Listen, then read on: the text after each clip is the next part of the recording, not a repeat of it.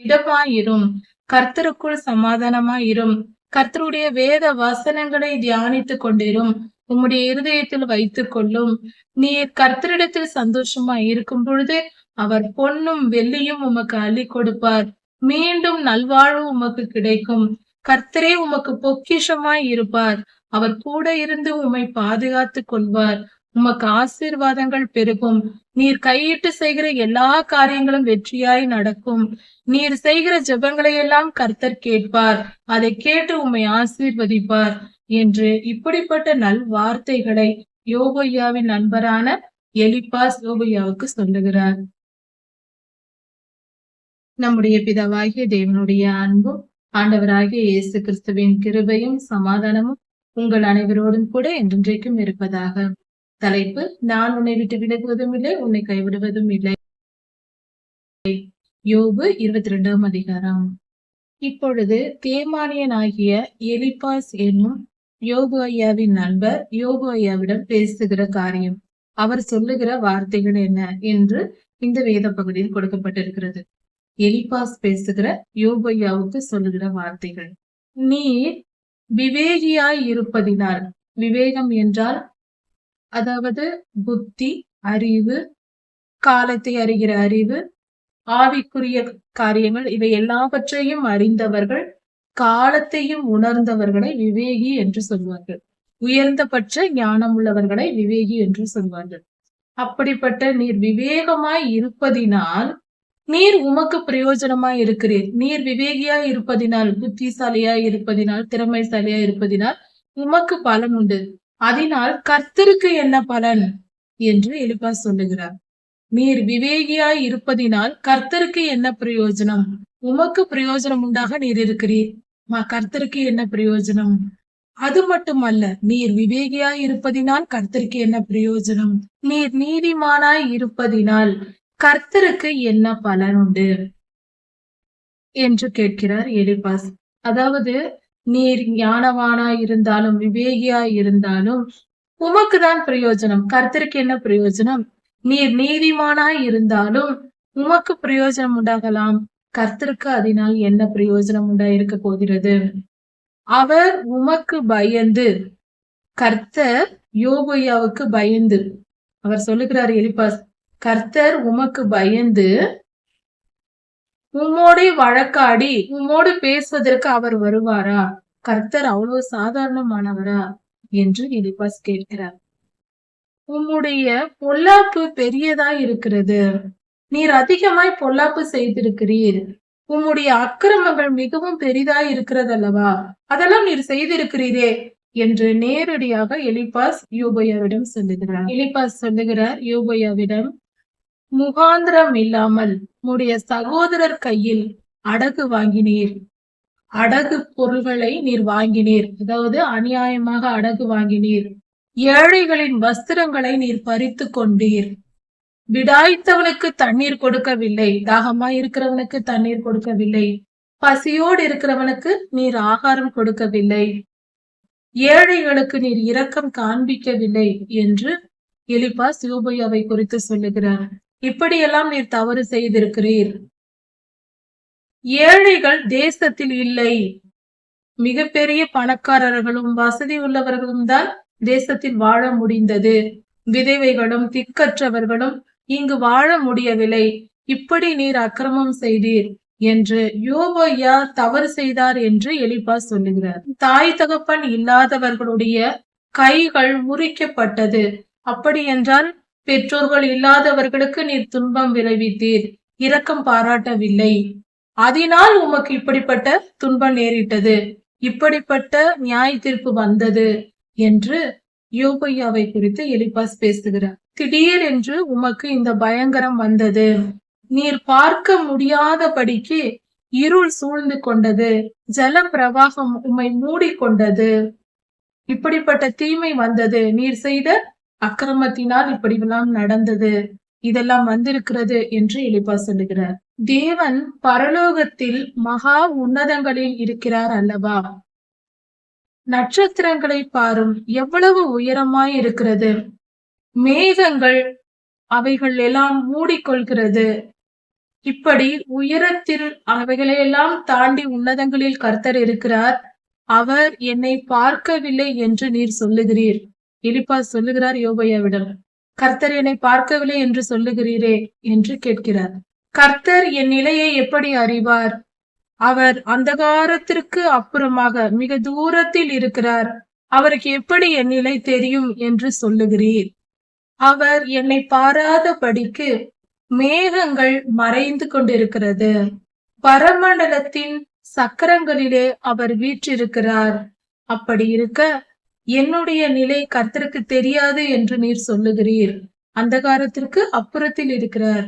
என்னை எப்படி அவர் அறிவார் என்று சொல்லுகிறீரே என்று எலிப்பாஸ் யோபையாவிடம் சொல்லுகிறார். யோபு சொன்னதாக சொல்லுகிறார். அக்கிரமம் செய்து வாழ்ந்த மனிதர்கள் பூர்வ காலத்தில் அவர்களுக்கு என்ன நடந்தது என்பதை உமக்கு தெரியாதா? நீர் பார்த்தீரா? நீர் கேள்விப்பட்டிருக்கிறீர் அல்லவா என்று எலிப்பாஸ் கேட்கிறார், யோபையாவினிடம் கேட்கிறார். அவர்களுடைய காலம் வாடி போயிற்று. அவர்கள் சீக்கிரமாய் அவர்கள் அழிந்து போனார்கள். அவர்களுடைய வாழ்வை குறித்து நீர் தெரியாது, உமக்கு தெரியாதா? அவர்களுடைய அஸ்திபாரத்தின் மேல் வெள்ளம் புரண்டது என்று சொல்லப்பட்டிருக்கிறது. எலிப்பாஸ் இப்படி சொல்லுகிறார். ஒருவேளை நோவா ஐயாவின் ஜலப்பிரளயத்தை குறித்து அவர் பேசி இருக்கலாம். ஏனென்றால் இங்கு ஜலப்பிரளயம் வந்து அழிந்தது என்று இந்த அதிகாரத்தில் சொல்லப்பட்டிருக்கிறது.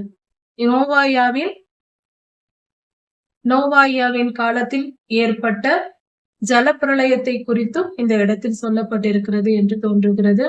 துன்மார்க்கர் இப்படி ஜலத்தினாலும் பல காரியங்களினாலும் கர்த்தருடைய கோபத்தினாலும் அழிக்கப்படுவார்கள் என்று எலிப்பாஸ் சொல்லுகிறார். தேவன் அப்படிப்பட்டவர்களுடைய வீடுகளை நன்மையால் நிரப்பி இருந்தாலும் அவர்கள் எங்களை விட்டு நீர் விலகும், உம்மை சேவிப்பதினால் எங்களுக்கு என்ன லாபம் என்று சொல்லுவார்கள். கர்த்தர் அவர்களை ஆசீர்வதித்தாலும் துன்மார்க்கர் கர்த்தரை ஏற்றுக்கொள்ள மாட்டார்கள் என்று இந்த வேத பகுதியில் சொல்லப்பட்டிருக்கிறது. எலிப்பாஸ் இந்த காரியத்தையும் சொல்லுகிறார். கர்த்தர் ஆசீர்வதித்தாலும் அவர்கள் கர்த்தரை தேட மாட்டார்கள், கர்த்தரை விட்டு விலகிதான் போவார்கள் துன்மார்க்கர் என்று சொல்லப்பட்டிருக்கு.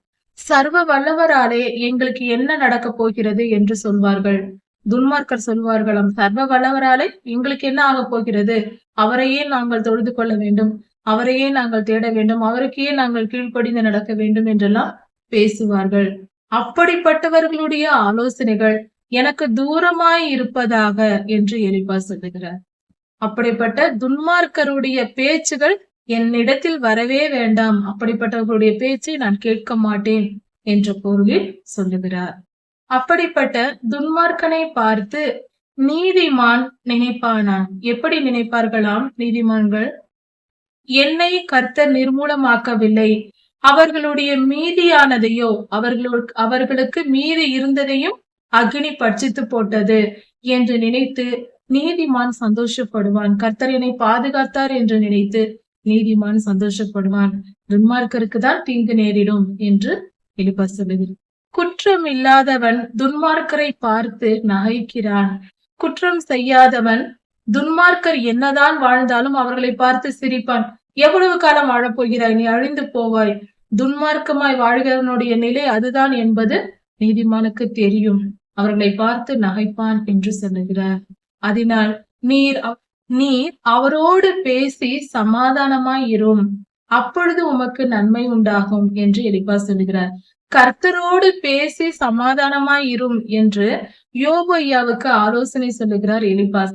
கர்த்தரிடம் பேசுங்கள், சமாதானமாய் இருங்கள் என்று சொல்லுகிறார். அவர் வாயிலிருந்து வந்த வேத பிரமாணத்தை 10 கட்டளைகள், அவைகளை நீங்கள் ஏற்றுக்கொண்டு அதை உம்முடைய இருதயத்தில் வைத்துக் கொள்ளும், அப்படி செய்து கொள்ளும் என்று வேண்டிக் கொள்ளுகிறேன். கர்த்தருடைய வார்த்தைகளை உம்முடைய இருதயத்தில் வைத்துக் கொள்ளும் என்று வேண்டிக் கொள்ளுகிறேன் என்று எலிப்பாஸ் யோபையாவிடம் சொல்லுகிறார்.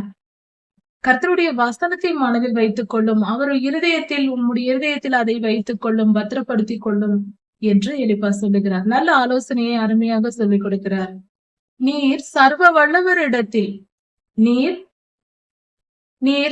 வல்லவரிடத்தில் மனம் திரும்பினால் மீண்டும் கட்டப்படுவீர். நீர் செய்த பாவங்களை எல்லாம் விட்டு, அதாவது யோபு ஐயா பாவம் செய்தார் என்ற எண்ணத்தில் தான் இவரும் பேசுகிறார். ஆனால் கர்த்தரிடத்தில் மனம் திரும்புங்கள். அதையெல்லாம் விட்டுவிட்டு நீர் மனம் திரும்பினால் மீண்டும் கட்டப்படுவீர். உம்முடைய வாழ்க்கை மீண்டும் செழித்திருக்கும், மறுவாழ்வு கிடைக்கும், நல்வாழ்வு கிடைக்கும் என்று எலிப்பாஸ் சொல்லுகிறார். நீர் மனம் திரும்பும், கர்த்தரிடத்தில் சமாதானமாயிரும். அப்பொழுது மண்ணைப் போலவும் கல்லைப் போலவும் கர்த்தர் உமக்கு பொன்னை கொடுப்பார். கர்த்தரே உமக்கு பொன்னாகவும் சுத்த வெள்ளியாகவும் இருப்பார். அவர் உம்மை மீண்டும் கட்டுவார், உம்மை ஆசீர்வதிப்பார், மீண்டும் நல்வாழ்வு உமக்கு கிடைக்கும் என்று எலிப்பாஸ் சொல்லுகிறார் யோபையாவுக்கு. அப்பொழுது சர்வ வல்லவர் மேல் நீர் மன மகிழ்ச்சியாய் இருந்து கர்த்தரை நோக்கி ஜெபிப்பீர். சந்தோஷமாய் கர்த்தரை நோக்கி ஜெபிப்பீர். அப்பொழுது உம்முடைய விண்ணப்பத்தை கர்த்தர் கேட்பார், உம்முடைய வார்த்தைகளுக்கு அவர் செவி கொடுப்பார் என்று எலிப்பாஸ் சொல்லுகிறார் யோபையாவுக்கு. கர்த்தர் உம்முடைய ஜெபத்திற்கு செவி கொடுப்பார். உம்முடைய பொருத்தனைகளை நீர் செலுத்துவீர். கர்த்தருக்கு நீர் பலி செலுத்துவீர். நீர் செய்கிற ஜெபத்தை எல்லாம் கர்த்தர் கேட்பார். உம்மை மேலும் மேலும் ஆசீர்வதிப்பார். உம்முடைய வாழ்நாள் இன்பமாய் இருக்கும், வெளிச்சம் உள்ளதாய் இருக்கும், உம்முடைய வாழ்க்கை செழிப்பானதாய் மாறும் என்று எலிப்பாஸ் ஐயா கர்த்தருக்குள் மனமகிழ்ச்சியாய் இரும், கர்த்தரோடு சமாதானமாய் இரும் என்று யோபையாவுக்கு ஆலோசனை சொல்லுகிறார். நீர் ஒரு காரியத்தை செய்தால் அது நிச்சயம் நடக்கும். அந்த காரியம், நீ செய்ய நினைக்கிற காரியம் எல்லாம் வெற்றியாக முடியும். கர்த்தருடைய ஆசீர்வாதம் உமக்கு கிடைக்கும் என்று சொல்லுகிறார். மனுஷர்கள் ஒடுக்கப்படும் பொழுது திடப்பட கடவர்கள். மனிதர்களுக்கு துன்பம் வரும்போது, நாம் கஷ்டப்படும் நிலையில், நாம் கஷ்டப்படுகிற நிலையில், நாம் பாடு அனுபவிக்கிற நிலையில், பாடுகள் நம்மை நோக்கி வரும்போது, வியாதியாய் இருக்கலாம், பற்றாக்குறைகளாய் இருக்கலாம், கொள்ளை நோய்களாய் இருக்கலாம், பட்டயம் பிரச்சனைகளாய் இருக்கலாம், குழப்பங்களாய் இருக்கலாம். இப்படிப்பட்ட நிலை வரும்போது நாம் கர்த்தருக்குள் திடமாய் இருக்க வேண்டும்.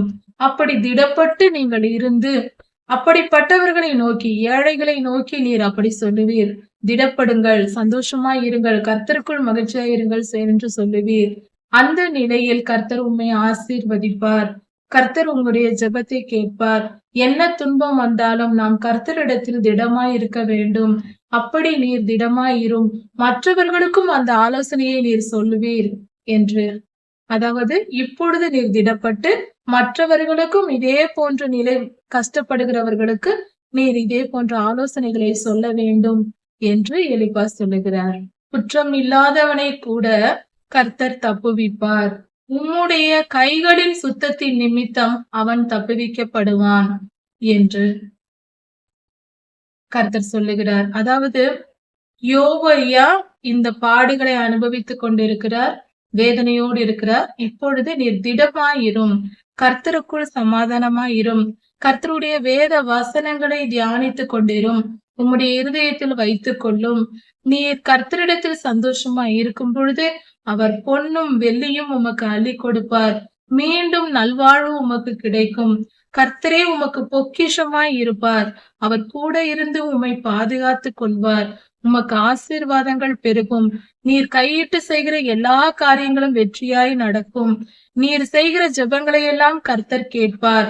அதை கேட்டு உம்மை ஆசீர்வதிப்பார் என்று இப்படிப்பட்ட நல் வார்த்தைகளை, இப்படி செய்யுங்கள் என்கிற ஆலோசனைகளை எலிப்பாஸ், யோபு ஐயாவின் நண்பரான எலிப்பாஸ், தேமானியனான எலிப்பாஸ் யோபு ஐயாவுக்கு சொல்லுகிறார். இப்படியாக இந்த ஆலோசனைகளை எல்லாம் சொல்லுகிறார். நாமும் இந்த வேத பகுதியிலிருந்து இதை கற்றுக்கொள்ளலாம். எவ்வளவு துன்பம், எவ்வளவு வேதனைகள், பாடுகள் வந்தாலும் திடமாய் இருந்து, சோர்ந்து போகாமல், உடைந்து போகாமல், ஒன்றுமில்லை என்று நினைத்து விடாமல் மீண்டும் கர்த்தர் நம்மை எழுப்புவார் என்ற ஒரு நல்ல, ஒரு உற்சாகப்படுத்தக்கூடிய ஒரு நல்ல மோட்டிவேஷன் ஸ்பீச்சை இங்க எலிப்பாஸ் ஐயா கொடுக்கிறார்.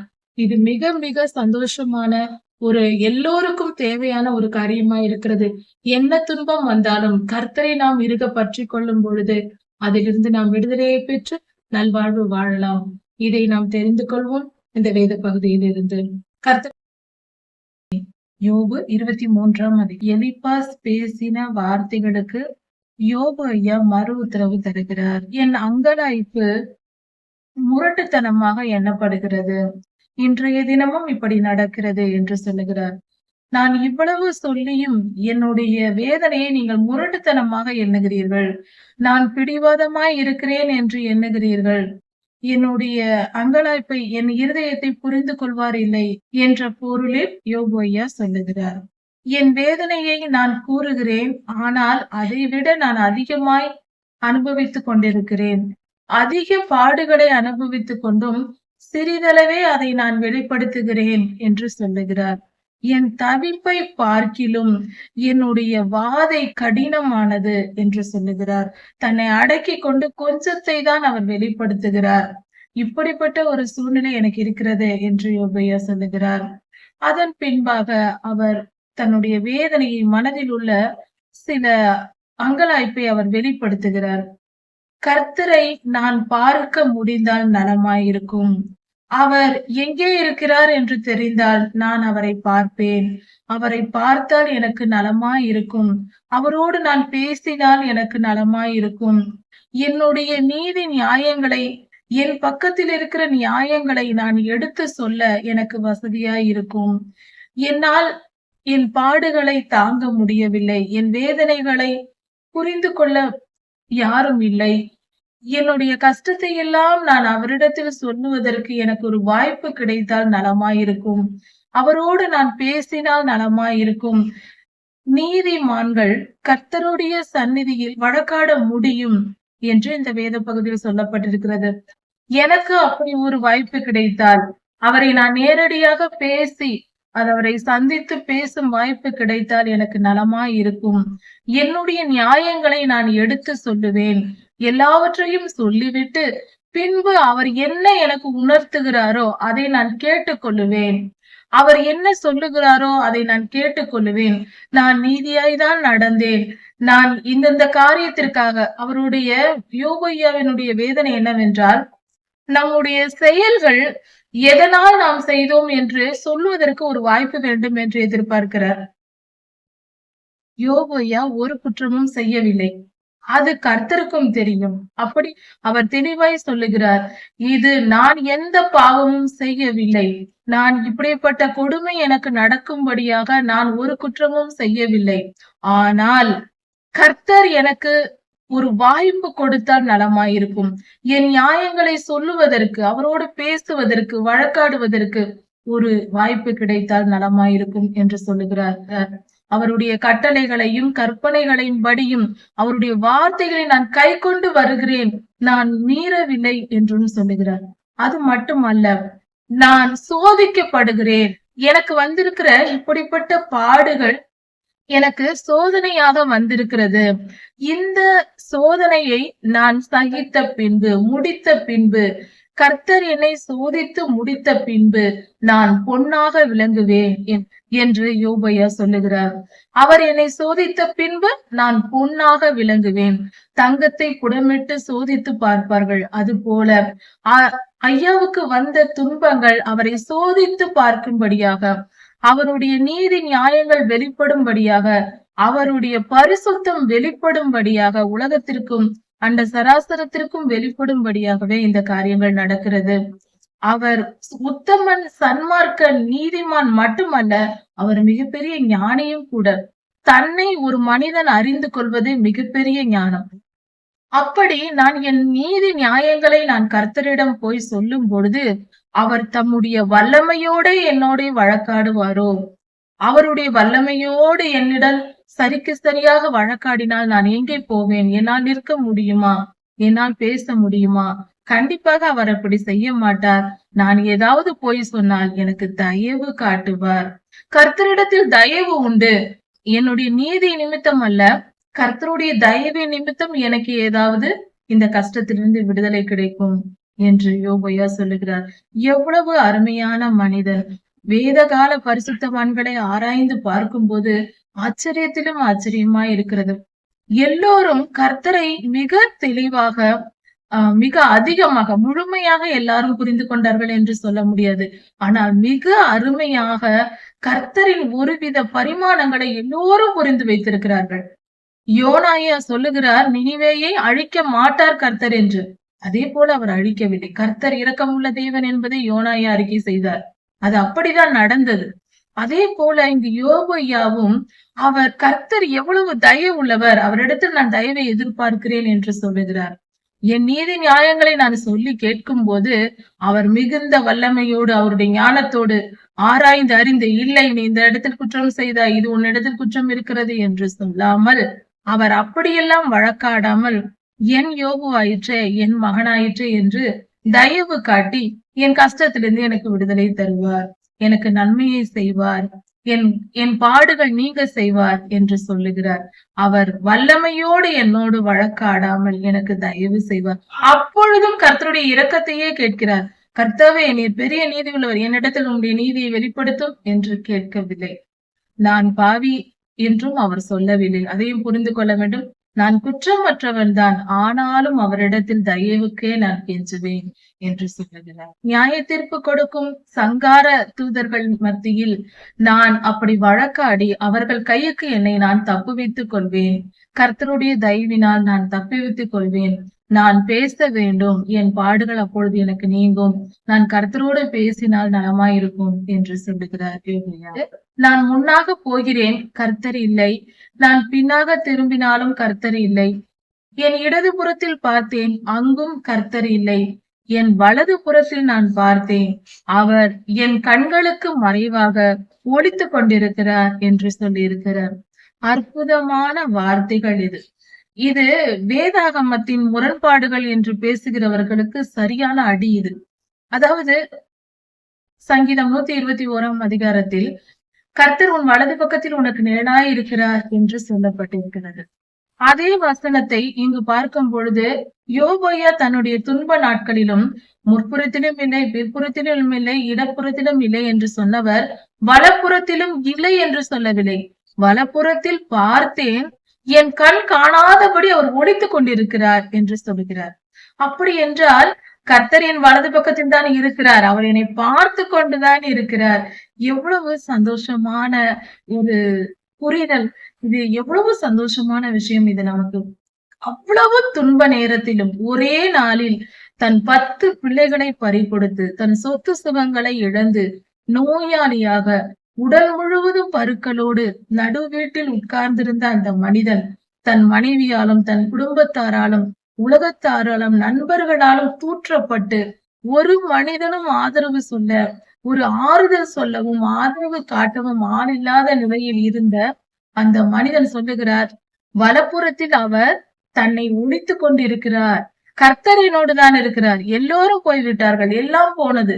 ஆனால் கர்த்தரோ என் வலது பக்கத்தில் ஒளித்துக் கொண்டிருக்கிறார். என் கண் காணாதபடி ஏன் அவர் ஒளித்துக் கொண்டிருக்கிறார்? இதுதான் அவருடைய கேள்வி. எவ்வளவு அற்புதமான செயல்! கர்த்தரை அவர் புரிந்து வைத்திருக்கிற ஒரு காரியமும் அவர் மேல் இருந்த தீர்க்க தரிசன அபிஷேகமே அல்லாமல் இது எப்படி வெளிப்படும்? வலது பக்கத்தில் அவர் இருப்பதை இவர் உணர்கிறார். யோபையா எப்படி உணர்ந்திருப்பார்? எப்படிப்பட்ட நன்மைகள் அவருக்கு ஏற்பட்டிருக்கும்? அந்த பாடுகளின் மத்தியிலும் கர்த்தர் பக்கத்திலிருந்து பார்த்து கொண்டிருந்தார் என்பதே உண்மை. வேதம் சொல்லுகிறது, யோசேப்பையா சிறையிருப்பில் இருந்தார், கர்த்தர் அவரோடு கூட இருந்தார் என்று. கர்த்தர் யோசேப்பு சிறையில் இருக்கும் போது கர்த்தரும் கூட இருந்தாராம். அப்படி என்றால் நமது ஆண்டவராகிய இயேசு கிறிஸ்துவும் சிறையில் இருந்திருக்கிறார், அவரோடு கூட. இது எப்படிப்பட்ட காரியமாய் இருக்கிறது? கர்த்தர் தம்முடைய பிள்ளைகளை எந்த பாடுகளின் மத்தியிலும், எந்த வேதனையின் மத்தியிலும், எவ்வளவு துன்பம் வந்தாலும் அவர் கைவிடுவதே இல்லை. அதைதான் சொல்லியிருக்கிறார், நான் உன்னை விட்டு விலகுவதும் இல்லை, உன்னை கைவிடுவதும் இல்லை. அவரை நம்பிவிட்டால் போதும். எந்த துன்பமும் நம்மை மூழ்கடித்து போடாது, எந்த வேதனையும் நம்மை விழுங்க முடியாது, மரணம் கூட நம்மை முழுங்க முடியாது. அதையும் கர்த்தர் வெற்றி பெற்று மீண்டும் உயிர்த்தெழும்ப செய்வார். அப்படி அவர் உயிர்த்தெழுந்து வந்த தேவனாய் இருக்கிறார். அதே போல நம்மையும் உயிர்ப்பிக்கிற தேவனாய் இருக்கிறார். அப்படிப்பட்ட ஒரு தேவனை அவர், கர்த்தரை அவர் யோபையா பிடித்து கொண்டார். அதை அவர் வெளிப்படையாக தம்முடைய நிலையை அவர் அப்படியே வெளிப்படுத்துகிறார். கர்த்தரின் வலது புறத்தில் ஒழித்துக் கொண்டிருக்கிறார் என்று. அப்படி அவர் என் வலது புறத்தில் அவர் ஒழித்துக் கொண்டிருந்தாலும் நான் போகும் வழியை அவர் அறிவார். நான் என்ன செய்கிறேன், என் வாழ்க்கையில் நான் என்ன செய்கிறேன் என்பது எல்லாவற்றையும், என் நீதி நியாயங்கள் எல்லாவற்றையும் அவர் அறிந்து வைத்திருக்கிறார். அப்படி அவர் அறிந்திருப்பதினால் அவர் சோதித்த பின் நான் பொன்னாக விளங்குவேன். கர்த்தர் என்னை உயர்த்தி வைத்து அழகு பார்ப்பார் என்று இவ்வளவு அருமையாக கர்த்தரை புரிந்தவராக, மனித வாழ்வை புரிந்தவராக யோபையா அருமையாக இந்த வசனங்களை சொல்லியிருக்கிறார். என் கால்கள் அவர் அடிகளை பற்றி கொண்டது. கர்த்தர் நடந்து போகிற அவருடைய பாதத்தின் அடிச்சுவடுகளை, அந்த அடிச்சுவடுகளை என் கால்கள் பற்றி கொண்டது. அப்படி என்றால் கர்த்தருடைய வழிகளில் நான் நடக்கிறேன். அவருடைய வார்த்தைகளுக்கு கீழ்ப்படிந்து நடக்கிறேன். அவர் என்னோடு, அவர் உதடுகளின் கற்பனைகளை, அவருடைய கட்டளைகளை நான் கைக்கொண்டு நடக்கிறேன். அவரை விட்டு நான் பின்வாங்கவில்லை, அவரை விட்டு விலகவில்லை.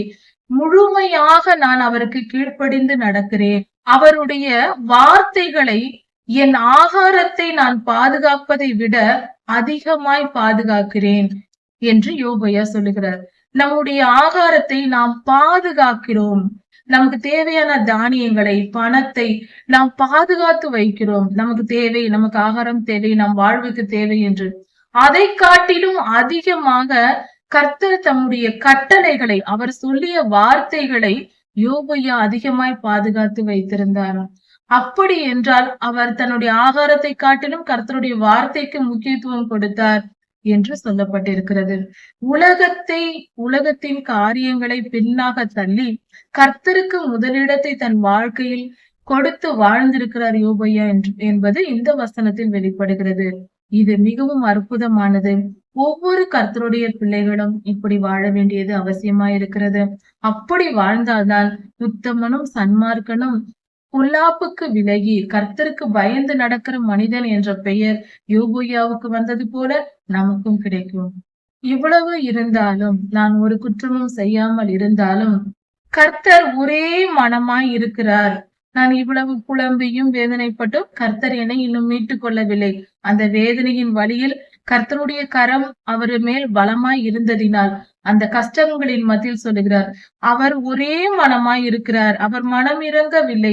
அவர் என்னை திரும்பி பார்க்கவில்லை. ஒரே பிடிவாதமாய் இருக்கிறார். அவர் விரும்பியதை செய்வார். அவரை திருப்ப யாரால் முடியும்? அவர் ஒரே மனமாய் இருக்கிறார். அவர் மனதை மாற்ற யாரால் முடியும்? ஒருவராலும் முடியாது. அவர் நினைத்தால் நினைத்ததுதான், செய்தால் செய்ததுதான் என்ற அவருடைய வல்லமையை குறித்து மேன்மையாக உயர்த்தி பேசுகிறார் ஐயா. அவரை திருப்பத்தக்கவன் யார்? ஒருவனும் முடியாது என்று யோபையா சொல்கிறார். எனக்கு அவர் என்ன குறித்திருக்கிறாரோ அதை செய்வார். அவர் எனக்கென்று வைத்திருக்கிற பாடுகளை அவர் நிச்சயம் செய்வார். அதனால் எனக்கு பயமா இருக்கிறது.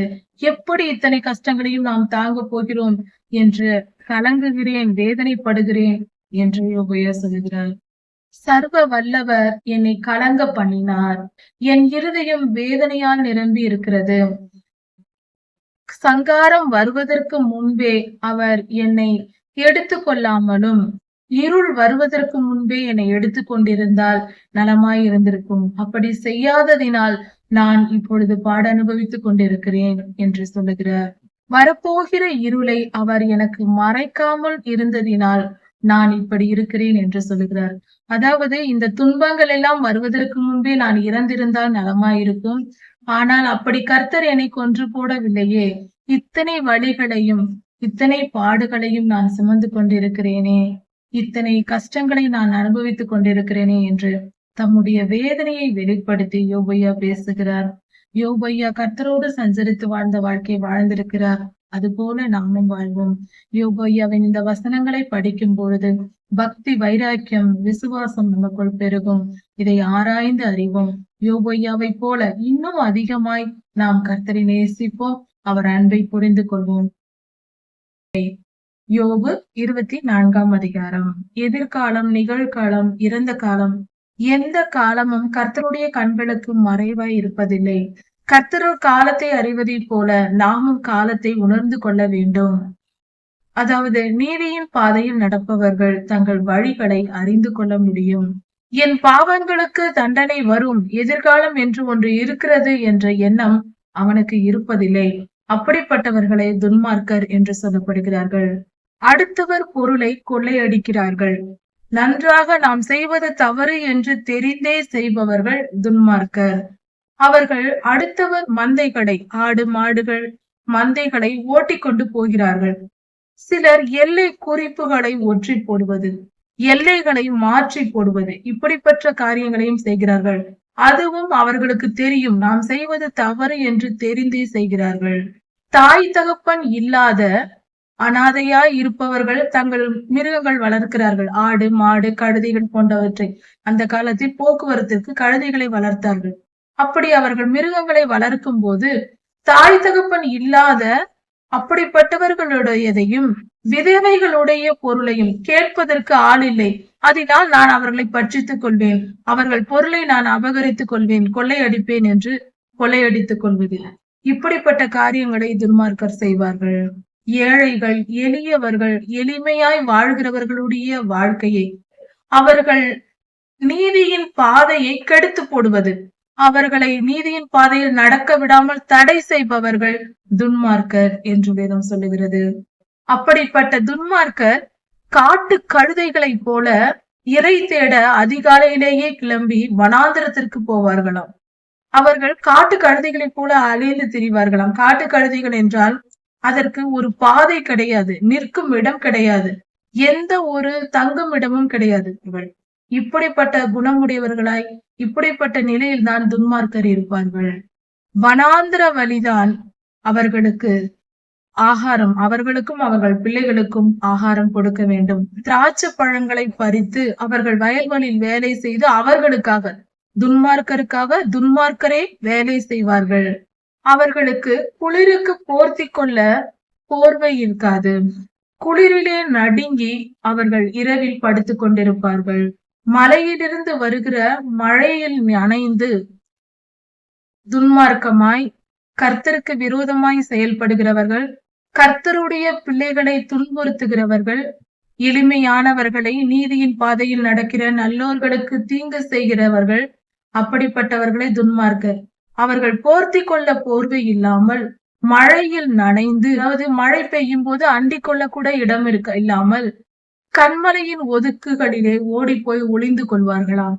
இப்படி துன்மார்க்கருக்கு நேரிடும் என்று வேதம் சொல்லுகிறது. அப்படிப்பட்ட துன்மார்க்கர் தகப்பன் இல்லாத பிள்ளைகள், தகப்பன் இல்லாத குழந்தைகள் இருக்கிறார்கள் அல்லவா, சிறு பிள்ளைகள், தாய்ப்பால் குடிக்கிற சிறு குழந்தைகள், தகப்பன் இல்லாதவர்கள் சிறு குழந்தைகளாய் இருப்பார்கள். அப்படிப்பட்டவர்களை பிடித்து கொண்டு வந்து அந்த பிள்ளைகளை தங்கள் வீட்டில் ஆலையாட்டவும், அவர்களுக்கு நல்ல வஸ்திரம் கொடுக்காமல், வஸ்திரம் இல்லாமல் நடக்கவும், துணி கூட நல்ல துணி இருக்காது. அப்படிப்பட்ட நிலையில் அந்த பிள்ளைகளை வைத்து பசியோடும் பட்டினியோடும் அரிக்கட்டுகளை அவர்கள் சுமக்க விடுவார்கள். தங்கள் வயலில் வேலை செய்ய விடுவார்கள். பசியோடு வேலை செய்ய விடுவார்களாம் துன்மார்க்கர். ஊரில் மனிதர்கள் தவிக்கிறார்கள், நல்லோர்கள் எளியவர்கள் தவிக்கிறார்கள், பாட அனுபவிக்கிறார்கள், அவர்கள் மிகவும் கஷ்டப்படுகிறார்கள். அப்படி இருந்தாலும் குற்றுயிராய் கிடப்பவர்களின் ஆத்துமா கூப்பிடுகிறது. பலவித தண்டனைகளினாலும் கொடுமைகளினாலும் வேதனைகளினாலும் துடித்துக் கொண்டிருப்பவர்கள் ஆத்துமா கர்த்தரை நோக்கி கூப்பிடுகிறது. கர்த்தாவே எங்களுக்கு இறங்கும், எங்களுக்கு இறங்கும் என்று அவர்கள் கர்த்தரை நோக்கி கூப்பிடுகிறார்கள். கர்த்தருக்கு பிரியமான நீதியின் பாதையில் நடக்கிற எளியவர்கள். இப்படியெல்லாம் துன்மார்க்கர் செய்தாலும் தேவன் அதை அவர்கள் மேல் குற்றமாக சுமத்துகிறதில்லை என்று யோபையா சொல்லுகிறார். இப்படிப்பட்ட கொடுமைகளை எல்லாம் துன்மார்க்கர் செய்கிறார்கள். ஆனால் அதையெல்லாம் அவர்கள் மேல் குற்றமாக கர்த்தர் சுமத்துவதில்லை. அவர்களை கண்டு கொள்ளாமல் இருக்கிறார் என்ற பொருளில் சொல்லப்பட்டிருக்கிறது. அதாவது கர்த்தருடைய வழிகள் நாம் ஆராய்ந்து புரிந்து கொள்ள வேண்டிய காரியம். கர்த்தர் துன்மார்க்கனை விட்டு விடுவார். அவன் செய்கிற அக்கிரமத்திற்கு குறுக்கே நிற்பதில்லை. கர்த்தர் ஒரு வயல் நிலத்தில் ஒரு நல்ல விவசாயி எப்படி செயல்படுவாரோ அது போலதான் கர்த்தர் செயல்படுகிறார். நல்ல நிலத்தில் பயிர்களை விதைக்கிறோம், கோதுமையை விதைக்கிறோம், நெல்லை விதைக்கிறோம். அந்த வயலில் விளைகிற பயிரோடு கூட களை செடிகளும் முளைக்கிறது. அது முளைத்த உடனே சிறு துளியாய் இருக்கும் பொழுதே அதை போய் பிடுங்கி விட மாட்டார்கள். ஏனென்றால் வயலில் இருக்கிற பயிர் செடிகளும் அந்த பில் செடிகளும் தேவையற்ற முள் செடிகளும் ஒரே மாதிரியாக இருக்கும் பல நேரங்களில். அப்படி இருக்கும் பொழுது நல்ல செடிகளை பிடுங்கிவிடக் கூடாது என்பதற்காக அந்த களைகளை கர்த்தர் ஒரு விவசாயி விட்டு வைப்பார். அது சற்று பெரிதாகி வளர்ந்த பின்புதான் அதை எடுப்பார்கள். அதுபோல கர்த்தரும் துன்மார்க்கரையும் விட்டு வைக்கிறார்.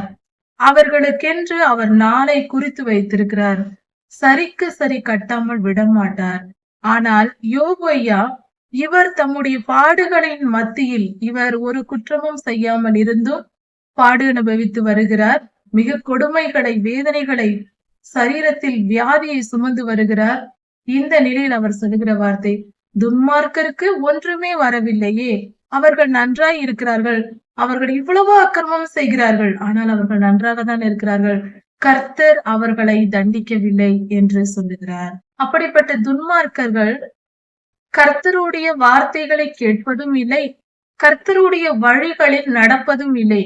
நீதி, நியாயம், தெய்வ பயம் என்பது அவர்களுக்கு துளியும் கிடையாது. அப்படித்தான் அவர்கள் வாழ்கிறார்கள். ஆனாலும் அவர்களுக்கு எந்த தீங்கும் வரவில்லை என்று யோபையா சொல்லுகிறார். பாவம் செய்கிறவர்கள், அக்கிரமம் செய்கிறவர்களுக்கெல்லாம் இருள்தான் கொண்டாட்டம். இரவிலோ அல்லது அதிகாலையிலோ எழுந்து மிக உற்சாகமாக வேலை செய்கிறவர்கள் துன்மார்க்கரை செய்வார்கள். வெளிச்சத்தில் செயல்படுகிறவர்கள் கர்த்தருடைய பிள்ளைகளாய் இருக்கிறார்கள். இருளில் செயல்படுகிறவர்கள் துன்மார்க்கராயும் பொல்லாத பிசாசின் பிள்ளைகளாயும் இருக்கிறார்கள். கொலைபாதகன் பொழுது விடுகிறதற்கு முன்பே எழுந்திருந்து எளிமையானவர்களையும் நல்லோர்களையும் கொன்று அவர்களுக்கு தீமை செய்து ராக்காலத்திலே திருடனை போல திரிகிறான். இரவிலே திருடன் திரிவதை போல திரிந்து கொண்டிருப்பான், இரவில் நடமாடி கொண்டிருப்பான் என்று வேதம் தெளிவாக சொல்லுகிறது. துன்மார்க்கர் எப்பொழுதும் இரவில் செயல்பட விரும்புவார்கள். ஆனால் கர்த்தருடைய பிள்ளைகளோ வெளிச்சத்தின் பிள்ளைகளாய் இருக்கிறார்கள். விபச்சாரகனுடைய கண்கள் மாலை மயங்கும் வேலைக்கு காத்திருக்குமாம். என்னை ஒருவரும் பார்க்கவில்லை என்று தன் முகத்தை மூடிக்கொள்வானாம்.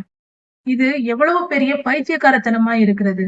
தன் கண்களை மூடிக்கொண்டால் உலகத்தில் இருக்கிற எல்லாருடைய கண்களும் மறைக்கப்பட்டு விடுமா? அப்படிப்பட்ட ஒரு எண்ணத்தை அவன் வைத்திருப்பானா. தன் முகத்தை மூடிக்கொண்டு என்னை ஒருவரும் பார்க்கவில்லை என்று நினைத்து கொண்டு அவன் பாவம் செய்து கொண்டிருப்பான். விபச்சார பாவம் செய்கிறவன். அப்படிப்பட்டவர்கள் அவர்கள் சிந்தையில் அவர்களை யாரும் பார்க்கவில்லை, அவர்களே தெரியாது என்று நினைத்துக் கொண்டிருப்பார்கள். ஆனால் அது அவர்களுடைய மதியினம். அவர்கள் பகலில் அடையாளம் பார்த்த வீடுகளை இரவில் கண்ணமிடுவார்கள். பகலில் அடையாளம் பார்த்து கொள்வார்கள், குறித்து விடுவார்கள். இரவில் அவைகளை கொள்ளையடிப்பார்கள், பாவம் செய்வார்கள்.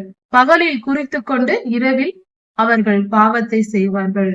துன்மார்க்க பாவம், எல்லாவித பாவங்களும் இப்படியே நிறைவேறுகிறது. அவர்கள் வெளிச்சத்தை அறியார்கள். வெளிச்சம் என்பது பகல் வெளிச்சத்தை மட்டுமல்ல, கர்த்தரையும் குறிக்கிறது. கர்த்தர் தேவன் ஒளியாய் இருக்கிறார் என்று வேதம் சொல்லுகிறது. கர்த்தரை அவர்கள் அறிந்து கொள்ள மாட்டார்கள், கர்த்தரை தொழுது கொள்ள மாட்டார்கள். துன்மார்க்கரால் கர்த்தரை ஏற்றுக்கொள்ள முடியாது என்று வேதம் தெளிவாய் சொல்லுகிறது. துன்மார்க்கர் பாவம் செய்கிறவர்களுக்கு விடியற் காலம் மரண பயம் போல இருக்குமா? விடியற் காலம் வெளிச்சம் அவர்களுக்கு பிடிக்காது. அப்படிப்பட்டவர்கள் மரண இருளின் பயங்கரத்தோடு பழகி இருக்கிறார்களாம். மரண இருளின் பயங்கரங்கள், அப்படி அந்த இருளோடு பழகி பழகி, பொல்லாத ஆவிகளோடு பாவத்தோடு பழகி பழகி வாழ்ந்தவர்களால் வெளிச்சமும் விடியும் காலமும் அவர்களுக்கு பிடிக்காது. நீரோட்டத்தை போல அவன் தீவிரமாய் போவான். ஒரு வாய்க்காலில் தண்ணீர் ஓடுகிறது என்றால் அது துவங்கிய இடத்திலே நீண்ட நேரம் இருக்காது, உடனே வேகமாக அது போய்விடும். அது போல துன்மார்க்கருடைய வாழ்க்கையும் வேகமாய் அழிந்து போகும். தேசத்தில் அவன் பங்கு சபிக்கப்பட்டு போகும். அவனுக்கென்று இருக்கிற விஷயங்கள் பாழாய் போகும். அவனுடைய திராட்சை தோட்டத்திற்கு போகிற வழி இனி காணப்படாது. அவன் தோட்டத்திற்கு போவதற்கு வழி கூட இருக்காது. இப்படி துன்மார்க்கருக்கு ஏற்படும் என்று வேதம் சொல்லுகிறது. வறட்சியும் உஷ்ணமும் உறைந்த மழையை பட்சிக்கும். அதாவது பனி மலைகள் இருக்கிறது, அந்த உறைந்த பனிக்கட்டிகள் உஷ்ணமும் வறட்சியும் வெயில் காலம் வரும்போது அவைகள் உருகி ஓடும். அதுபோல பாதாளமானது பாவிகளை பட்சித்து போடும். பாவம் செய்கிறவர்களை பாதாளம் விழுங்கிவிடும், அழித்து விடும் என்று வேதம் சொல்லுகிறது. அப்படிப்பட்ட துன்மார்க்கனை பெற்ற கர்ப்பம் அவனை மறந்து போகும். பெற்ற தாயே அந்த மனிதனை மறந்து போவானாம். புழு அவனை திருப்திகரமாய் தின்னும். புழுக்கள் அவனை தின்று போடும். பாவம் செய்கிறவனை, துன்மார்க்கமாய் பிறருக்கு தீமை செய்கிறவர்களை, இந்த அதிகாரத்தில் சொல்லப்பட்டிருக்கிற பாவங்களை செய்கிறவர்களுக்கு வரும் முடிவு இந்த அதிகாரத்தின் இறுதியிலேயே சொல்லப்பட்டிருக்கிறது. அந்த புழுக்கள் அவனை தின்று போடும். அவன் வாழ்க்கை அதோடு முடிந்து போகும். அவனை அதற்கு பின்பு யாரும் நினைத்து பார்ப்பாரும் இருக்க மாட்டார்கள்.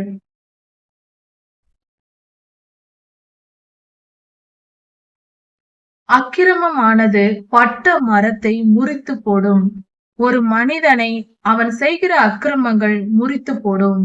பிள்ளை பெறாத மலடியின் ஆஸ்தியை பறித்து கொண்டு, ஒரு பிள்ளை இல்லாத ஒரு பெண்ணின் சொத்துக்களை பறித்து கொண்டு விதவைக்கு நன்மை செய்யாமல் இருக்கிறவன், அப்படிப்பட்டவன் துன்மார்க்கன் என்று வேதம் சொல்லுகிறது. தன்னுடைய பலத்தினாலே, தன்னுடைய வல்லமையினாலே மிகப்பெரிய வல்லவர்களையும் தன் பக்கமாய் இழுத்து கொள்வானான். தனக்கு சாதகமாய் பேசுகிறவர்களாய் மாற்றி போடுவானான். அதாவது துன்மார்க்கன் தன் பலத்தை பயன்படுத்தி மிகுந்த பலவான்களாய் இருக்கிறவர்களையும் தன் பக்கமாய் இழுத்து கொள்வானான். இழுத்து கொண்டு அவன் பலப்பட்டால் நன்மை செய்கிறவர்களுக்கு ஆபத்து நேரிடும். அவர்கள் உயிருக்கு நிச்சயம் இல்லை. உயிரையும் கொல்ல அவன் துணிவான், துன்மார்க்கன் என்று சொல்லப்பட்டிருக்கிறது. தேவன் அவனுக்கு சுகவாழ்வை கட்டளையிட்டால், கர்த்தர் இப்படிப்பட்ட துன்மார்க்கனுக்கு சுக வாழ்வு, சமாதானமுள்ள ஒரு வாழ்வை கொடுத்தார். அதில் மேல் அவன் நம்பிக்கை வைக்கிறான். கர்த்தருடைய ஆசீர்வாதத்தை அவன் பெற்றிருந்தால் அந்த ஆசீர்வாதத்தின் மேல் நம்பிக்கை வைப்பான், கர்த்தர் மேல் அல்ல. எனக்கு இவ்வளவு பணம் இருக்கிறது, எனக்கு இவ்வளவு சொத்து இருக்கிறது, அதனால் நான் சுகமாய் வாழ்கிறேன் என்று அந்த சுக வாழ்வின் மேல் நம்பிக்கை வைப்பானாம் துன்மார்க்கன். இப்படியெல்லாம் அவன் நம்பிக்கை வைத்து கர்த்தருடைய வழிகளில் நடக்காமல் கர்த்தருக்கு விரோதமாய் செயல்படுவான். கர்த்தருக்கு விரோதமாய் வாயை திறந்து கர்த்தருக்கு விரோதமாய் பேசுவது, கர்த்தருடைய வழிகளில் நடக்காமல் இருப்பது போன்ற காரியங்களை துன்மார்க்கன் செய்வான். அவர்கள் கொஞ்ச காலம் வாழ்ந்திருந்து, அவர்கள் அப்படிப்பட்ட துன்மார்க்கர் கொஞ்ச காலம் வாழ்ந்திருந்து அவர்கள் அழிக்கப்பட்டு போவார்கள். ஒரு கதிர், செடியிலிருந்து வருகிற கதிரை நுனியை அறுப்பது போல அவர்கள் அறுக்கப்பட்டு போவார்கள் என்று வேதம் சொல்லுகிறது. இப்படியெல்லாம் நடப்பதில்லை என்று சொல்லி என் வார்த்தைகளை தவறென்று சொல்லுகிறவன் யார், சொல்லும் பார்க்கலாம் என்று யோபையா கேட்கிறார். இது எலிப்பாசுக்கு அவர் கொடுக்கிற பதிலா இருக்கிறது. கர்த்தருடைய வழிகளில் நடந்து வேத வசனத்தை தியானித்து அதன்படி வாழ்க்கை வாழ்கிறவர்களுக்கு எந்த துன்பமும் எந்த வேதனையும் நிரந்தரமாய் இல்லை. அவைகள் நம்மை விழுங்காது, தீமை அணுகாது, தீங்கு நம்மை அழித்து போடாது. அழிவு என்பது இல்லை. கர்த்தர் நம்மை உயிர்ப்பிப்பார்.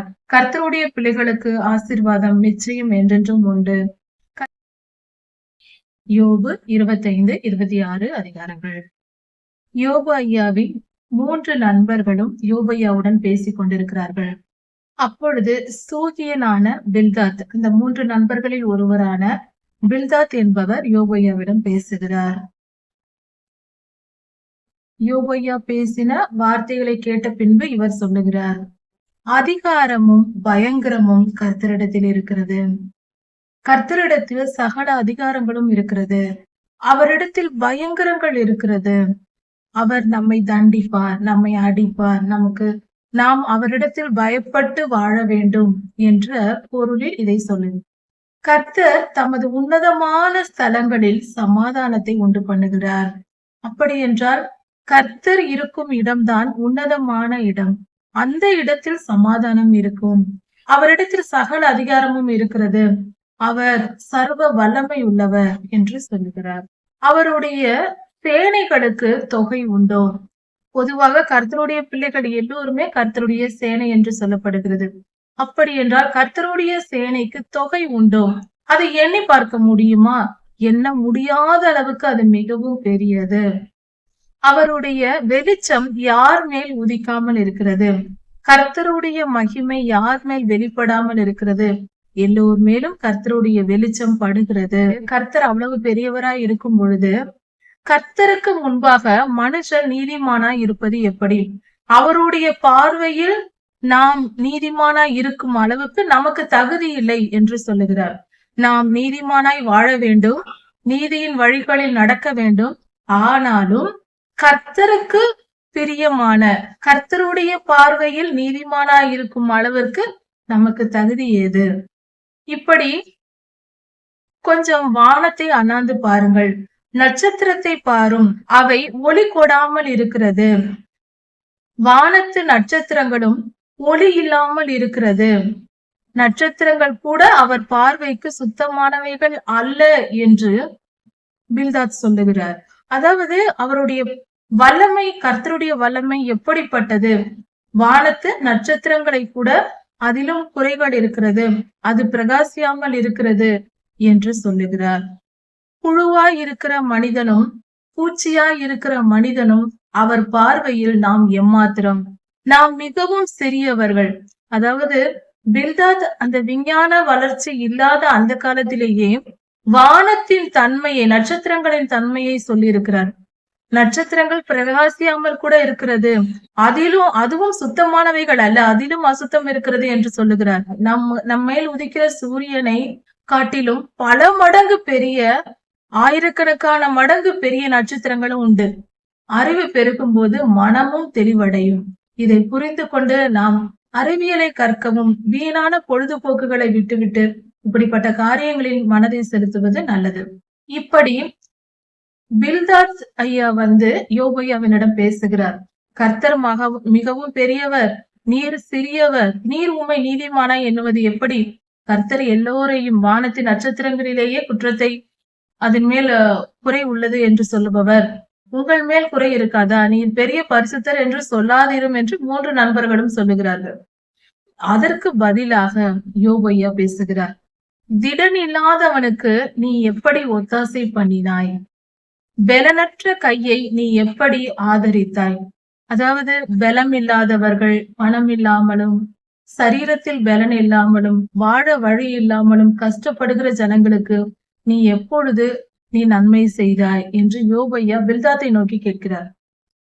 ஞானம் இல்லாதவனுக்கு, புரியாமல் அறியாமையில் வாழ்ந்து கொண்டிருக்கிறவர்களுக்கு எப்பொழுதாவது நீ புத்தி சொல்லி அவர்கள் வாழ்க்கையை செழிக்க பண்ணினாயா என்று கேட்கிறார். யோபையா இப்பொழுது நண்பனாகிய பில்தாத்தை நோக்கி கேட்கிறார்.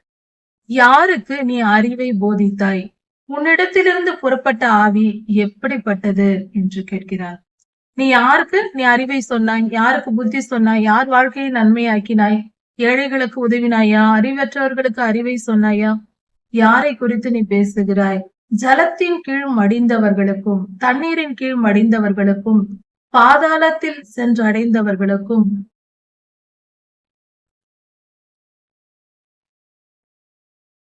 மிகுந்த தத்தளிப்பு உண்டு. பாதாளத்திற்கு போகிறவர்களுக்கு மிகுந்த தத்தளிப்பு உண்டு. அதாவது கர்த்தருக்கு விரோதமாய் வாழ்ந்து, பாவம் செய்து வாழ்ந்து பாதாளத்தில் இறங்கினவர்களுக்கு மிகுந்த தத்தளிப்பு உண்டு என்று யோபையா சொல்லுகிறார். கர்த்தருக்கு முன்பாக பாதாளம் திறந்து கிடக்கிறது, அவைகள் திறந்திருக்கிறது. அதை கர்த்தருக்கு எதிராக மூடி வைக்க யாராலும் முடியாது. நரகம் மூடப்படாமல் இருக்கிறது, நரகம் மூடவே இல்லை, அப்படியே திறந்தபடியாக கிடக்கிறது. கர்த்தருக்கு முன்பாக இப்படிதான் இருக்கிறது, அறிந்து கொள் என்று சொல்லுகிறார். அவர் உத்திர மண்டலத்தை விரித்து பூமியையும் அந்தரத்திலே தொங்க வைத்திருக்கிறார். யோபையா தெளிவாக சொல்லுகிறார், பூமியானது அந்தரத்திலே தொங்கவிடப்பட்டிருக்கிறது என்று. இன்றைக்கு விஞ்ஞான வளர்ச்சியினால் அது நமக்கு மிக தெளிவாய் புரிந்து விட்டது. போட்டோஸ் பார்க்கிறோம், வீடியோக்கள் வருகிறது. நரகத்திற்கு கூட ஒரு பெரிய கேமராவை அனுப்பி, அங்குள்ள மைக்கை அனுப்பி பார்க்கும் பொழுது கீழே அலறுதலின் சத்தம் வந்தது என்று விஞ்ஞானிகளே கூறுகிறார்கள். அதை பதிவு செய்து வீடியோவாக வெளியிட்டிருக்கிறார்கள். வானத்தையும் நம்மால் பார்க்க முடிந்தது, குரலை கேட்க முடிகிறது. வானத்தின் சத்தத்தை, பூமி சுழலும் சத்தத்தை கேட்க முடிகிறது. பாதாளத்தில் இருக்கிற சத்தமும் இன்று வெளிப்பட்டு விட்டது. பாதாளத்தில் மனிதர்களின் கூக்குரல் கேட்கிறது என்று வெளிப்பட்டிருக்கிறது. விஞ்ஞானிகளே கண்டுபிடித்து சொல்லியிருக்கிறார்கள். மைக் அனுப்பி அதை பதிவு செய்து வெளியிட்டிருக்கிறார்கள் உண்மையான சத்தத்தை. இப்படி எத்தனையோ விதமான ஆதாரங்கள் வந்துவிட்டது. விஞ்ஞான வளர்ச்சி என்பது பலவிதமான நன்மைகளையும் நமக்கு செய்திருக்கிறது. வேதத்தை நிரூபித்திருக்கிறது. இங்கு யோபையா சொல்லுகிறார், பூமியானது அந்தரத்திலே தொங்கவிடப்பட்டிருக்கிறது என்று. இந்த வார்த்தை இந்த காலத்தில் இது நிரூபணமாகிவிட்டது. வேதம் சத்தியம். வேதத்தில் உள்ள வார்த்தைகள் ஒவ்வொன்றும் சத்தியம். கர்த்தர் தண்ணீர்களை தம்முடைய மேகத்தில் கட்டி வைத்திருக்கிறார். மேகமானது தண்ணீரை உறிஞ்சி வைத்திருக்கிறது. அந்த தண்ணீரின் பாரத்தினால் மேகம் கிழிவதில்லை. அந்த மேகம் கிழிந்து போவதில்லை. அது அப்படியே சுமந்து கொண்டு நிற்கிறது. இதுவும் கர்த்தருடைய ஞானம். மேகத்தை அந்த மாதிரியான ஒரு தன்மையோடு கர்த்தர் படைத்து வைத்திருக்கிறார். எவ்வளவு பெரிய ஞானமுள்ள தேவன் அவர். கர்த்தர் தமது சிங்காசனம் இருக்கிற வானத்தை ஸ்திரப்படுத்துகிறார், உறுதியாக்கி வைத்திருக்கிறார். அதன் மேல் தம்முடைய மேகத்தை விரிக்கிறார். வானத்தை ஸ்திரப்படுத்தி அதன் மேல் தம்முடைய மேகத்தை விரிக்கிறார். அந்த வானத்தின் மேல்தான் சிங்காசனம் போட்டு கர்த்தர் அமர்ந்திருக்கிறாராம். இது எவ்வளவு பெரிய துல்லியமான வெளிப்பாடு. யோபையா தரிசனத்தில் பார்த்தே இதை எழுதியிருக்கிறார். கர்த்தர் தண்ணீர்களின் மேல் சக்கர வட்டம் தீர்த்தார். கடல் அலைகளாகட்டும், சிறிய தண்ணீர் தேங்கி இருக்கிற இடங்களாகட்டும், அதில் நாம் ஒரு கல்லையோ எதையாவது போடும்போது சக்கரம் போல வட்ட வட்டமாக மிக துல்லியமான வட்டங்கள் தோன்றுகிறது. கடல் அலைகளும் அப்படிதான். மேலே இருந்து பார்க்கும் பொழுது கடல் அலைகளும் அப்படித்தான் வருகிறது, வட்ட வட்டமாக வருகிறது. ஒவ்வொரு நடுப்பகுதியிலிருந்து பார்க்கும்போது அப்படிதான் வட்டமாக தான் தோன்றும். டெலஸ்கோப் எடுக்கிற போட்டோக்களை பார்த்தால் அது மிக தெளிவாக புரியும். எல்லா பக்கங்களிலும், நடுவில் இருந்து எல்லா பக்கங்களிலும் அலைகள் செல்லும். இதைதான் சக்கரவட்டம் கர்த்தர் தீர்த்தார் என்று யோபையா சொல்லியிருக்கிறார். வெளிச்சமும் இருளும் முடியும் மட்டும் இது இப்படியே நடக்கும். வெளிச்சமும் இருளும் எப்பொழுது தொடங்கியது? ஆதியாகம காலத்தில் முதல் நாள். அப்படி என்றால் பூமி உள்ள அளவும் இது நடந்து கொண்டே இருக்கும். கடல் அலைகள் தோன்றுவதும், தண்ணீர்களின் மேல் சக்கரவட்டம் இருப்பதும், பூமியின் சுழற்சியினால் ஏற்படுகிறது என்ற ஞானமும் இங்கு வெளிப்படுகிறது. பூமி சுழலும் போதுதான் இரவு பகல் வருகிறது. வெளிச்சமும் இருளும் முடியும் மட்டும் இது நடக்கும் என்று வேதம் சொல்லுகிறது. அப்படி என்றால் இது ஆதியாகமம் 1ஆம் அதிகாரத்தோடு நாம் ஒப்பிட்டு பார்க்க வேண்டிய காரியம். கர்த்தர் வெளிச்சத்தை முதல் நாள் உண்டாக்கினார். சாயங்காலமும் விடியற்காலமும் ஆகிய 1ஆம் நாள் ஆயிற்று என்று சொல்லப்படுகிறது. அன்றுதான் வெளிச்சம் தோன்றியது. பூமி சுழலத் தொடங்கிய நாள் அதுதான். சுழலத் தொடங்கிய அந்த 1000 வருட காலத்தில் தான் இந்த இருளும் ஒளியும் தோன்றி இருக்கிறது. பகலிரவு உண்டானது. அப்படியானால் இதை நாம் தெளிவாக பார்க்கும் பொழுது, இவை இரண்டும் ஒப்பிட்டு பார்க்கும்போது, பூமி சுழற்சி நிற்கும் போதுதான் இந்த சக்கர வட்டம் முடியும் என்று சொல்லப்படுகிறது. அப்படியானால் இதிலிருந்து வெளிப்படுகிற விஞ்ஞானம் என்னவென்றால், பூமியின் சுழற்சியினால் தான் கடல் அலைகள் தோன்றுகிறது. தண்ணீரில் எந்த இடத்தில் தண்ணீர் இருந்தாலும் அதன் நடுப்பகுதியில் ஒரு கல்லையோ ஏதாவது ஒரு பொருளை போடும்போது அது வட்ட வட்டமாக அதன் அலைகள் போகிறது. இதை இன்னும் கொஞ்சம் ஆராய்ந்து பார்க்கும் போது இது புவியீர்ப்பு விசையோடு தொடர்பு படக்கூடிய ஒரு காரியமாய் இருக்கிறது. இதை மிகவும் ஆராய்ந்து பார்க்கலாம். அவருடைய கண்டிதத்தினால் வானத்தின் தூண்கள் அதிர்ந்து தத்தளிக்குமா? கர்த்தர் கண்டித்தால், அவர் கோபப்பட்டால் வானத்தின் தூண்கள் அதிரும் என்றால் வானத்தில் ஏது தூண்கள் என்று நாம் நினைக்கலாம். ஆனால் இன்று விஞ்ஞானம் மிக வெளிப்படையாக சொல்லுகிறது. சூரிய குடும்பம் என்று எடுத்துக்கொண்டால் கூட ஒவ்வொரு கிரகங்களும் ஒன்றை ஒன்று ஈர்த்து கொண்டிருக்கிறது. ஈர்ப்பு விசை இருக்கிறது. சூரியன் இந்த 9 கோள்களையும் 8 கோள்களையும் அவை இழுத்து பிடித்து கொண்டிருக்கிறது. ஒவ்வொரு கோள்களும் ஒன்றை ஒன்று ஈர்க்கிறது. இப்படி துணைக்கோள்களும் ஒன்றை ஒன்று ஈர்த்து கொண்டிருக்கிறது. இவைகள் தான் தூண்கள். கர்த்தர் கோபப்பட்டால் அந்த தூண்கள் அதிருமாம். அப்படி என்றால் புவியீர்ப்பு விசை நிலை மாறும். அப்படி என்றால் புவியீர்ப்பு விசை போல ஒவ்வொரு கிரகங்களின் ஈர்ப்பு விசையும் மாறுபட்டால் ஒவ்வொன்றும் ஒவ்வொரு திசையில் சிதறி விழுந்து போகும். இதைதான் கர்த்தர் தூண்கள் என்று சொல்லியிருக்கிறார். இந்த இடத்தில் வானத்தின் தூண்கள் என்பது ஒன்றை ஒன்று ஈர்க்கக்கூடிய நட்சத்திரங்கள், கோள்கள், துணைக்கோள்கள், மீட்டியோர்ஸ், காமர்ஸ் போன்ற பொருள்களின் ஈர்ப்பு விசையையே குறிக்கிறது. கர்த்தர் தமது வல்லமையினால் சமுத்திரத்தின் மூர்க்கத்தை அடக்கி அதன் கொந்தளிப்பை தம்முடைய ஞானத்தினால் அமர பண்ணுகிறார். அதாவது சமுத்திரத்தின் கொந்தளிப்பு என்றால் இப்பொழுது பூமியின் அடியில் ஏற்படுகிற நிலநடுக்கத்தினால், கடல் அடியில் ஏற்படுகிற நிலநடுக்கத்தினால் ஏற்படுகிற சுனாமியை குறிக்கிறது. அப்படிப்பட்ட சுனாமி வந்தாலும் அதை கர்த்தர் தம்முடைய வல்லமையினால் அடக்கி தம்முடைய ஞானத்தினால் அமர பண்ணுகிறார். கர்த்தர் ஞானமாய் அதை அமர பண்ணி விடுவார் என்று பொருளாகிறது. இந்த காரியத்தை நாம் கவனிக்கும் பொழுது சுனாமியை அடக்க மனிதனால் முடியாது, எதை செய்தும் தப்பிக்க முடியாது, வந்தால் வந்ததுதான். ஆனால் கர்த்தரால் எல்லாம் முடியும் என்பதையும் புரிந்து கொள்ள முடியும். கர்த்தரே நியாய தீர்ப்பாக இவைகளை அனுமதிக்கிறார். அதை கொடுப்பதும் கர்த்தரே, அதை அழிக்க, தீமையை அழிக்க வல்லவரும் கர்த்தரே. அவரால் கூடாத காரியம் ஒன்றும் இல்லை. சர்வத்தையும் செய்ய வல்லவரே சர்வ வல்லவர். தமது ஆவியினால் வானத்தை அலங்கரித்தார். வான மண்டலத்தை கர்த்தர் தம்முடைய ஞானத்தினால், தம்முடைய ஆவியினால், தன்னுடைய விருப்பத்தினால் அவர் அலங்கரித்தார். அவருடைய ஞானத்தினால் நெளிவான சர்ப்பத்து நட்சத்திரங்களை உண்டாக்கினார். நெளிவான சர்ப்ப நட்சத்திரங்களை உண்டாக்கினார், வால் நட்சத்திரங்களை உண்டாக்கினார். அவர் தம்முடைய ஞானத்தினால் இவைகளை உண்டாக்கினார் என்று வேதம் சொல்லுது. இப்படி கர்த்தருடைய இந்த வல்லமையை எல்லாம் கூறிய பின்பு யோபையா சொல்லுகிறார், இது எல்லாம் கர்த்தர் செய்த காரியத்தின் கடைக்கோடி. அப்படி என்றால் மிக கடைசியில் இருக்கிற ஒரு சிறு துளி அளவுதான் இவையெல்லாம். அவருடைய வல்லமை மகா பெரியது. அவருடைய செயல்களில் மிக கடைசியாக இருக்கக்கூடிய ஒரு சிறு துளிகளைத்தான் இதை நாம் பார்க்கிறோம். அவருடைய செய்கைகளின் பெரியவைகள் இன்னும் எவ்வளவோ இருக்கிறது.